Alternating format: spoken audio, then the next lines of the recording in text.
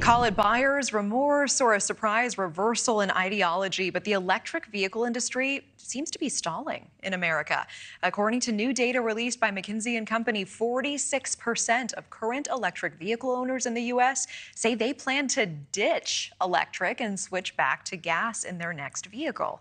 This surprising reversal has a lot to do with overall accessibility. 35% saying there are just not enough charging stations. 34% say it costs too much. And 32% of EV owners say their vehicles deeply impact their ability to drive long distances. To break this down more, let's welcome in Brian Moody, executive editor at autotrader.com. Brian, thanks for being here on this. This surprised me. Sure. 46% of EV owners saying that it hasn't been worth it after all. Is owning one right now, not in the future, not 5 years from now, but right now, too much of a hassle? For some people, it is. We know that the EV ownership in places like California is much higher, as high as 25%. In other places like Wisconsin, it's less than 1%. So it really depends on where you live. But I think the main driver of this is that an electric car adds a complexity to your daily life that I think most people are trying to eliminate. They're not trying to make their lives more complicated. They're trying to make things more simple. There was another surprising finding, more than 30% saying they are neutral on an EV's environmental impact. And then another 20% say they think EVs are actually worse for the environment. Why is the nation so split on this issue?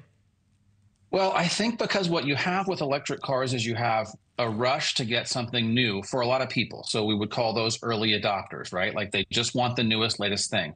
Then when a little bit more research comes out, some people are not so certain about where does the energy come from? Can we support that? What about the whole process of mining the batteries and disposing of the batteries? I think you said it best at the beginning, which is that sometimes when you buy something based on ideology, it doesn't always work out the way that you had anticipated.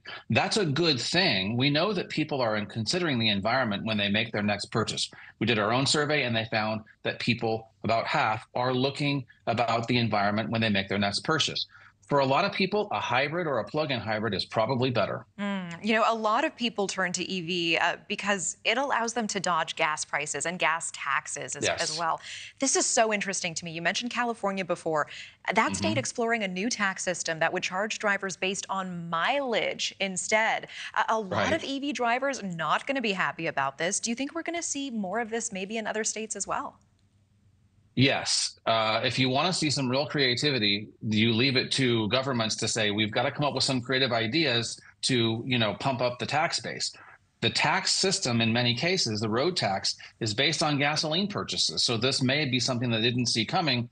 If you don't buy gasoline, you're not paying the tax that goes to repair the roads. And by the way, most electric cars are heavier than gasoline-powered cars, so it's possible they're doing more damage to the road with each trip. Now, critics of the pilot tax system in California say that a tax on mileage instead of gas disproportionately affects people who have to commute in long distances to work, who maybe already are priced out. They can't afford living in the city center. Brian, your thoughts on that?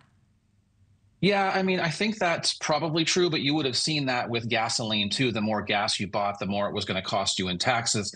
I think a lot of times these initiatives are not taking middle class or working class people into consideration. They ought to, but they're not really doing that. They're trying to get something started. And one of the facts in the survey was that the prices are too high.